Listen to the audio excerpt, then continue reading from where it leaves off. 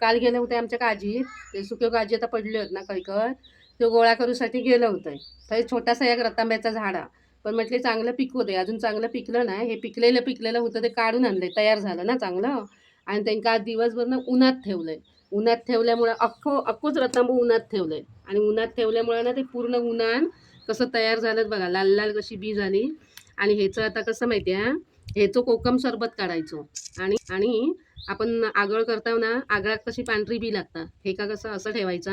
आणि ह्याची आता हे बियो होत ना, ह्याच्यात पाणी तयार झालं ना, जर असं त्याच्यात मीठ टाकून ठेवायचं. तांब्याचं जर आपल्या एक ओरिजिनल रस काढूचं असत आगळ, तर असं करायचं. आमच्याकडे कसं छोटं थोडंच मिळालं ना, अजून झाडावर आमच्या हिरवं कच्चं एकदम, ते काढणार नाही. हो ना.